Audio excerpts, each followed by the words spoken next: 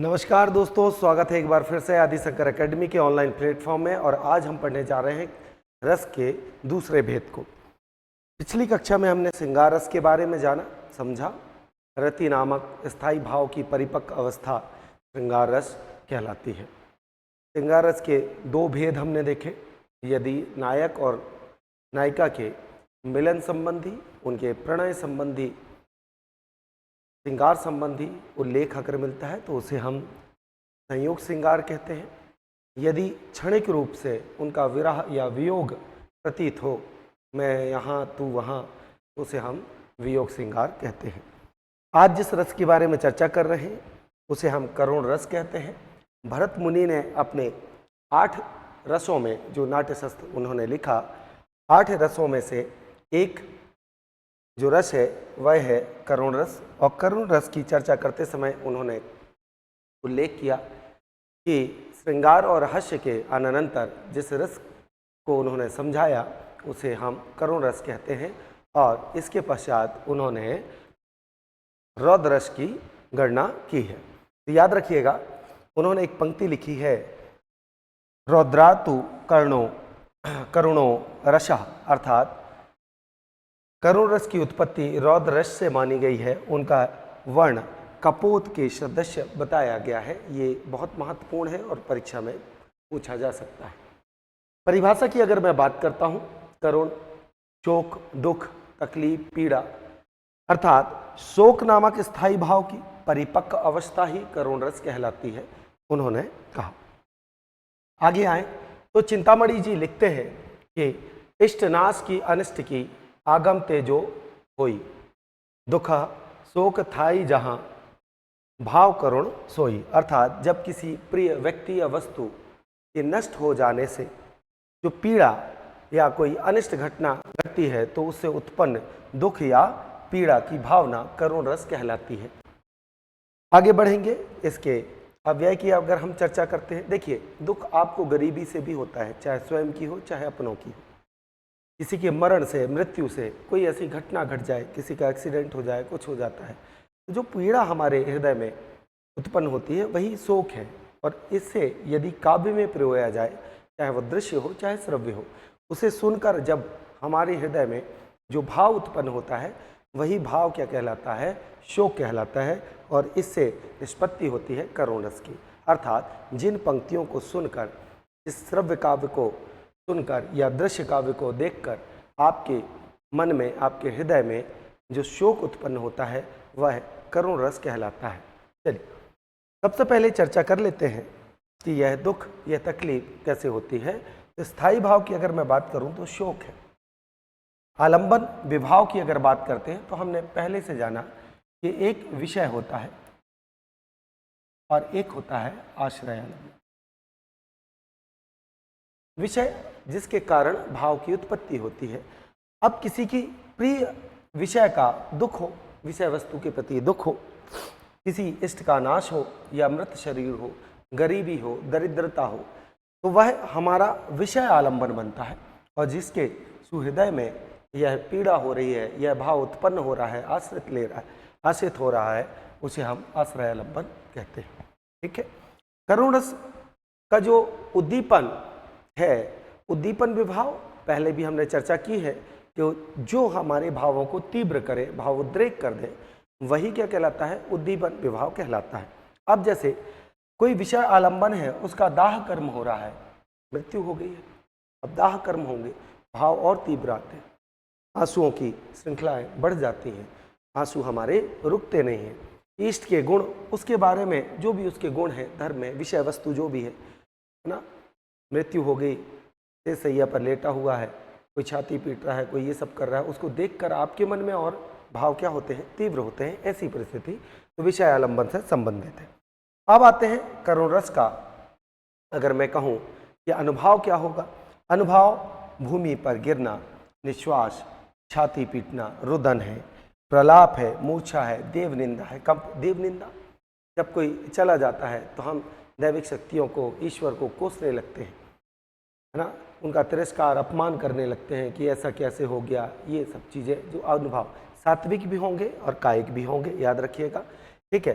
कांपना, उच्छ्वास अर्थात जोर जोर से सांस लेना, सांसों का बढ़ जाना, धड़कनों का बढ़ जाना, बहुत सारी ऐसी गतिविधियां होती हैं जो शारीरिक रूप से बाह्य प्रदर्शित होती हैं या सात्विक भी हो सकती हैं और कायिक, वाचिक, आहार्य तीनों रूप से। सफ़ेद पोशाक पहनना, कुर्ता सफ़ेद पहनना, इसे हम आहार्य के दृष्टिकोण से रखेंगे। करुण रस का जो संचारी भाव है किस प्रकार, निर्वेद अर्थात जब कोई अपना चला जाता है, ऐसी परिस्थिति में हम उसे देखते हैं, ऐसा कहते हैं सब कुछ मोह माया से लगने लगता है कि अब यार जो चला गया है, अब उसके जाने के बाद कोई भी चीज़ अच्छी नहीं लगती। तो आप एक न्यूट्रल भाव में, शांत भाव में आ जाते हो, सब चीज़ें आपको मोह माया लगने लगती है, ना सुख और ना दुख दोनों आप प्रतीत नहीं कर पाते, तो उसे ही हम कहते हैं क्या, निर्वेद, है ना। फिर मोह है, अपस्मार है, व्याधि है, ग्लानि है, पश्चाताप आप करोगे, है ना, कि काश ऐसा मिल लिया होता, ये कर लिया होता, अब तो वो चला गया, उसकी यादें हैं आपकी जो स्मृति में बनी हुई है। कम है, विषाद है, जड़ता है, दैन्य है, उन्माद है, तरस खाना, उन्माद, है ना। तो इस तरीके से चित्त की चंचलता का, ठीक है, आप नियंत्रण छोड़ देना उन्माद की श्रेणी में आ जाता है। कुछ उदाहरणों के माध्यम से समझेंगे। देखिए यही जो अव्यय अभी हमने पढ़े, यही परीक्षा में पूछे जाते हैं। आ जाते हैं करुण रस के बारे में पढ़ते हैं। एक उदाहरण लिखा है, अभी तो मुकुट बंधा था माथ, ठीक है, पंत जी की कविता है ना।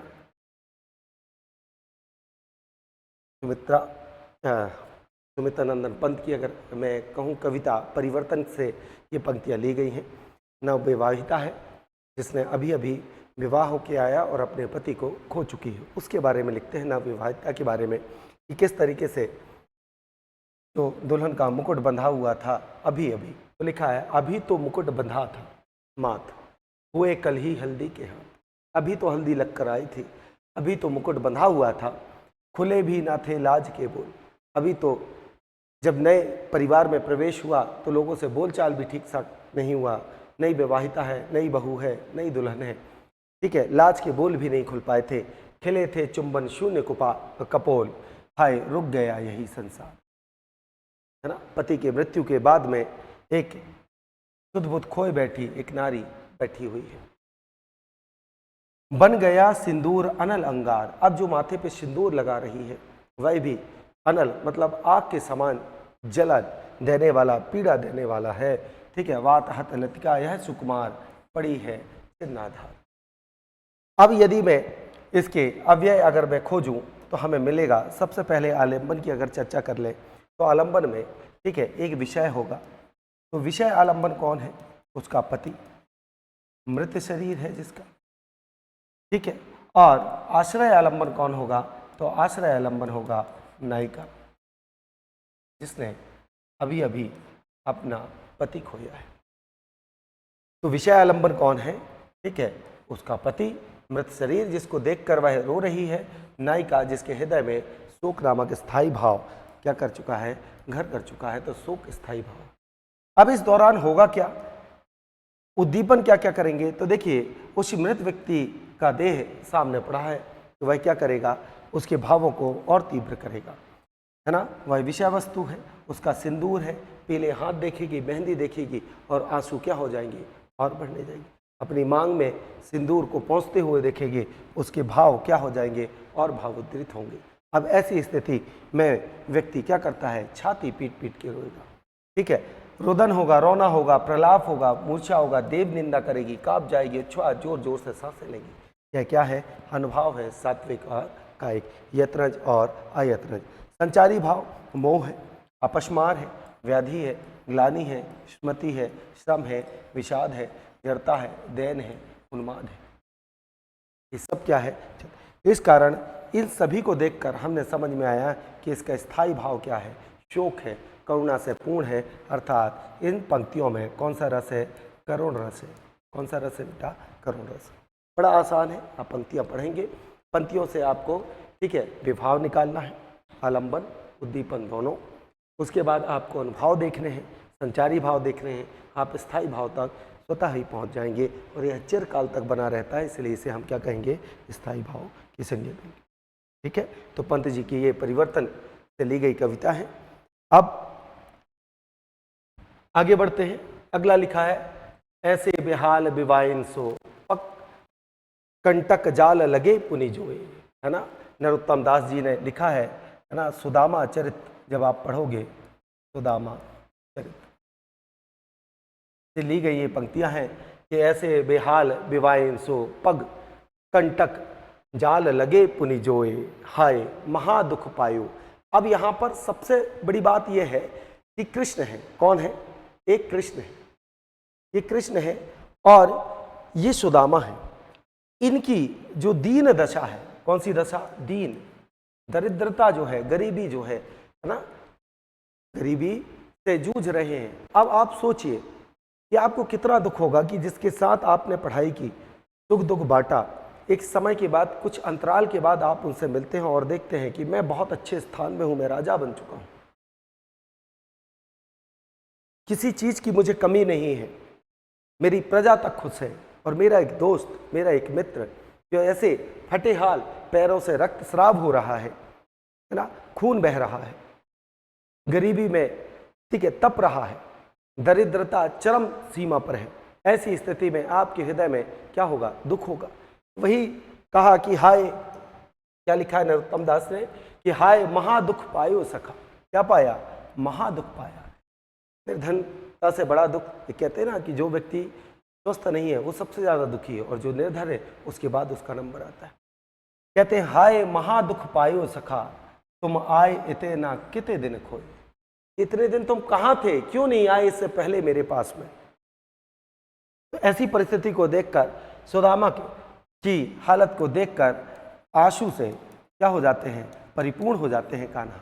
और देखते हैं फिर नरोत्तम दास लिखते हैं, देखी सुदामा की दीन दशा, करुणा करके करुणा निधि रोई। तो सुदामा की दीन दशा को देखकर करुणा करने वाला, कृपा करने वाला करुणा निधि क्या कर रहा है? रो रहा है। इसलिए सवैया छंद लिखा है कि देखी सुदामा की दीन दशा, करुणा करके करुणा निधि रोई। पानी पारत को हाथ छुओ नहीं नैनन।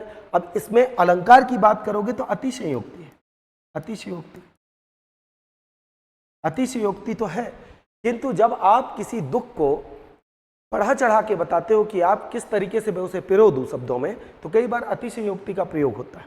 जैसे माता सीता के लिए, है ना, प्रयोग किया गया है कि जो मुद्री थी, जो कंगन पहनती थी, ठीक है, कंगन, तो कंगन का साइज कुछ और होता है, लेकिन मुद्री इतनी हो गई है, इतनी हाथ पतले हो गए हैं कि जो अंगूठी है वो कंगन के रूप में पहनते हैं। तो अतिशयोक्ति कई बार देखने को मिलती है, लेकिन उसके पीछे वह भाव होता है जिसको उन्होंने व्याख्या की है। तो देखी सुदामा की दीन दशा, तो सुदामा की दीन दशा को देखकर करुणा करने वाला करुणा निधि क्या कर रहा है? रो रहा है। फिर लिखते हैं अतिशय, तो पानी पारत को हाथ चुओ नहीं, नैना के पग, नैना के जल से पग धोए। तो नैनों के जल से, अश्रु से क्या कर रहे हैं? पग धुला रहे हैं, ये लिखा गया है। अब देखिए यहां पर क्या लिखा है। अव्यय की अगर मैं बात करूंगा, आलंबन, तो विषय आलंबन कौन हो जाएगा? सुदामा। आश्रय आलंबन, किसके हृदय में शोक हो रहा है, दुख हो रहा है? कृष्ण के, ठीक है। उद्दीपन क्या करेंगे? विषय आलंबन की वेशभूषा, जिस फटे हाल सुदामा आया है, जो उसके रक्त स्राव हो रहा है, जो पैरों से खून निकल रहा है, उसकी गरीबी को देखकर इनके हृदय में भाव क्या होंगे? और भावोद्रिक होंगे। अनुभव क्या करेंगे? आंसू और भौचक्का रह जाना। एकदम से आए, स्तंभ रह गए, अचानक देखा कि सुदामा मेरे दरवाजे पे खड़ा है, जड़ता आ जाएगी। आलिंगन, गले लगा लिया मिलते ही, है ना। आपने महाभारत में कई बार देखा होगा, श्री कृष्ण आता था। एक संचारी भाव, मोह है, ग्लानि होगी। क्यों नहीं होगी ग्लानि? कि मैं इतना परिपक्व हूं, हर तरीके से संपन्न हूं, आर्थिक रूप से, मानसिक रूप से, शारीरिक रूप से। अब इनकी दशा देखिए, कृष्ण की और सुदामा की देखिए, है ना। तो दोनों के उम्र में कितना अंतर आ रहा है ना। इसलिए कहते हैं लक्ष्मी किसी से विमुख हो जाए, दरिद्रता किसी के घर पे आ जाए तो सब कुछ छीन भी लेती है। सब कुछ नहीं होता, लक्ष्मी सब कुछ नहीं होती, लेकिन हर चीज के लिए क्या लगती है? लक्ष्मी लगती है। तो मोह है, ग्लानि होगी, श्रम है ना, ऐसे। और स्थायी रूप में क्या है? शोक। तो याद रखिएगा, सुदामा चरित की ये पंक्तियां हैं, बड़ी अच्छी हैं कि देखी सुदामा की दीन दशा, करुणा करके पानी परात को हाथ छुओ नहीं, नैनन के जल से पग धोए। तो इसी प्रकार से आपको पंक्तियाँ देखनी है, आपको आलम्बन और विभाव देखना है, ठीक है, उद्दीपन विभाव देखना है, अनुभाव संचारी भाव को आप देखेंगे तो आपको समझ में आ जाएगा कि स्थायी भाव क्या है। और स्थायी भाव आप समझ जाएंगे तो आपको समझ में आ जाएगा कि वह कौन सा रस है। यहाँ पर देखेंगे तो इन पंक्तियों में करुण रस दिखाया गया। ठीक है, तो आज हमने करुण रस को पढ़ा। अगली सेशन में, अगले कक्षा में हम अन्य रसों के बारे में भी जानकारी लेंगे। एक एक करके सारे रसों को मैं पढ़ाने का प्रयास कर रहा हूँ, है ना। और इसी तरीके से अगर आपको वीडियो पसंद आ रहे हैं, आपके लिए हेल्पफुल है, और कोई भी जानकारी इसके अतिरिक्त आपको चाहिए कि जहाँ से प्रश्न आ सकते हैं, तो आप मुझसे कुछ भी पूछ सकते हैं कमेंट्स के माध्यम से, या दिए गए नंबर पे भी आप कांटेक्ट कर सकते हैं। ठीक है, बहुत जल्दी ऑनलाइन हमारे ऐप में आपके कोर्सेज जो हैं वो लॉन्च हो जाएंगे। जिसको भी असिस्टेंट प्रोफेसर की तैयारी करनी है, नेट GRF देना है, वर्ग 1 वर्ग 2 वर्ग 3 की तैयारी करनी है, वनडे एग्जाम की जो भी तैयारी करना है, या PSC के लिए, उसके लिए हमसे आप संपर्क कर सकते हैं। जय हिंद, जय भारत।